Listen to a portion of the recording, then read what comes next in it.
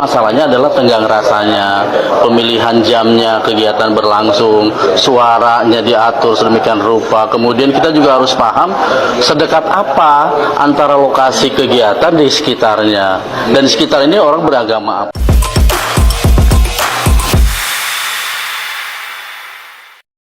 Persoalan diskriminasi yang dilakukan oleh kelompok mayoritas pada kelompok minoritas di Indonesia masih terus terjadi. Itu karena persoalan mendasar di bangsa ini sampai saat ini tidak diselesaikan. Bahkan banyak pemuka agama yang memelihara sekat perbedaan.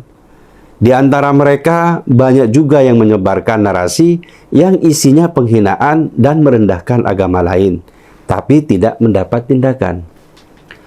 Supremasi hukum menjadi sebuah angan-angan karena desakan mayoritas tetap dinomorsatukan. Misalnya, ada gereja yang sudah berizin di Bogor, sewaktu mau melakukan pembangunan, warga protes, dan gereja akhirnya batal dibangun di lokasi tersebut. Umat Kristen yang sudah mengantongi izin harus mengalah dan pindah lokasi. Padahal, hak mereka sama, tapi tidak mendapatkan keadilan yang merata.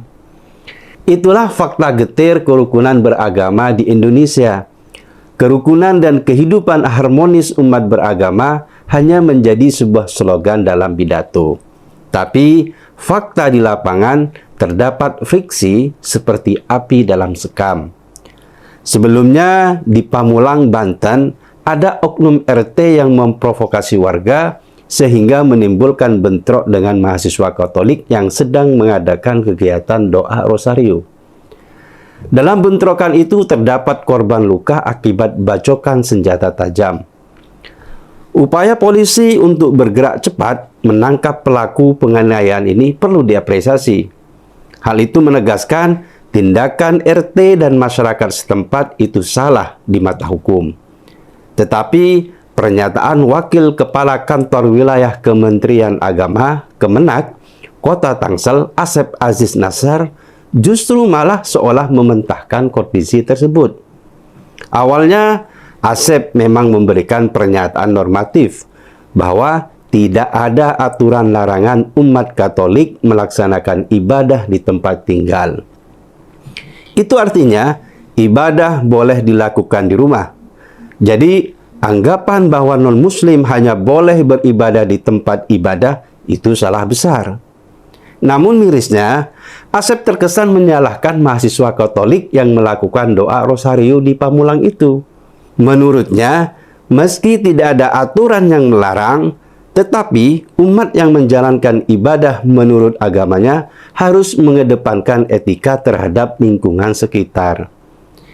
Ini sebenarnya bisa dianggap normatif jika pernyataan tersebut tidak ditujukan pada mahasiswa Katolik di Pamulang.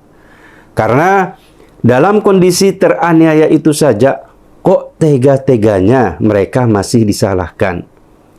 Penganiayaan jelas bersalah.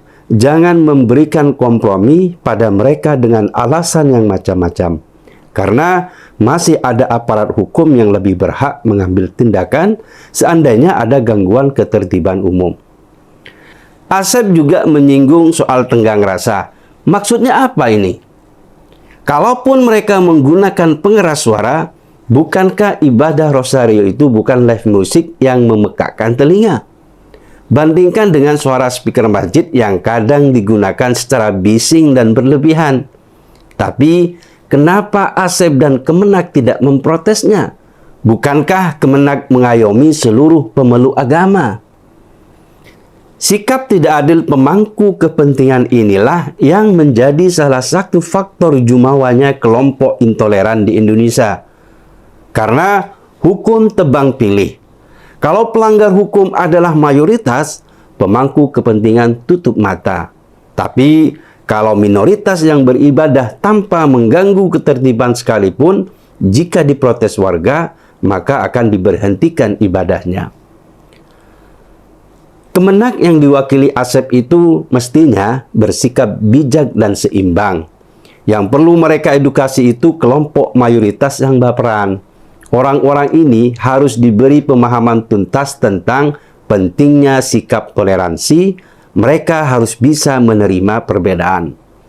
Inilah tugas utama Kemenak. Jangan sampai mereka turun ke bawah saat ada kasus bentrok antar umat beragama. Terlambat untuk memberikan pemahaman saat konflik terjadi. Apalagi jika nasihatnya justru menghakimi kelompok minoritas. Saat terjadi konflik, sudah jelas yang salah umat mayoritas, tapi ujung-ujungnya solusinya adalah mediasi. Inilah yang membuat kelompok intoleran itu besar kepala dan merasa dilindungi. Indonesia mengalami krisis toleransi. Pemerintah dan aparat hukum harus jemput bola, melakukan edukasi pada kelompok fanatik dan cupet nalar. Jangan menunggu ledakan baru mengambil tindakan. Kasus intoleransi di Pamulang belum selesai, disusul dengan munculnya sebuah video tentang ibadah umat Kristiani di Kabupaten Gresik yang diberhentikan oleh 3 orang beredar di sosial media. Kejadian tersebut menimpa Jemaat Gereja Protestan di Indonesia bagian Barat GPIB Benowo di Rumah Ibu Manurung, Kabupaten Gresik, Rabu 8 Mei 2024 sekitar jam 19 WIB. Salah satu tetangga yang bernama Gabriela mengatakan bahwa saat mereka sedang khusyuk beribadah, tiba-tiba datang satu keluarga yang terdiri dari pasangan suami istri dan seorang anak laki-laki yang berteriak-teriak. Mereka datang dan menyuruh ibadah itu dihentikan dengan cara berteriak-teriak, sehingga tindakan itu mengundang warga sekitar datang ke lokasi tersebut.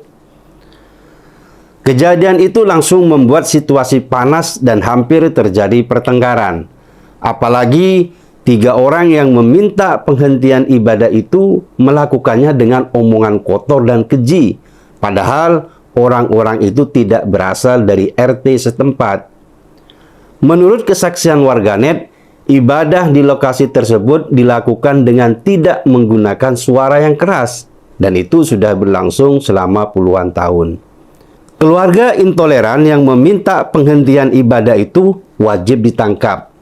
Polisi jangan menyelesaikan kasus seperti ini dengan mediasi, karena kalau aparat hukum permisif dan kompromistis dengan pelaku intoleran, mereka akan terus merasa arogan.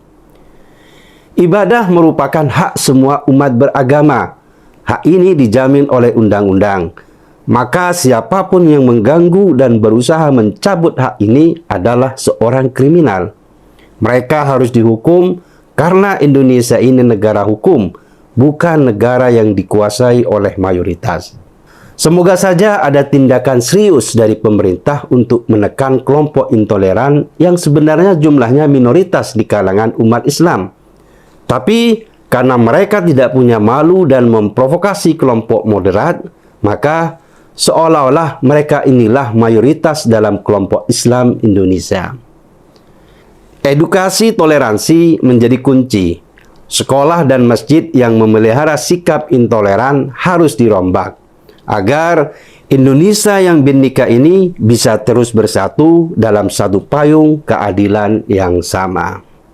Thank you for the happiest year of my life.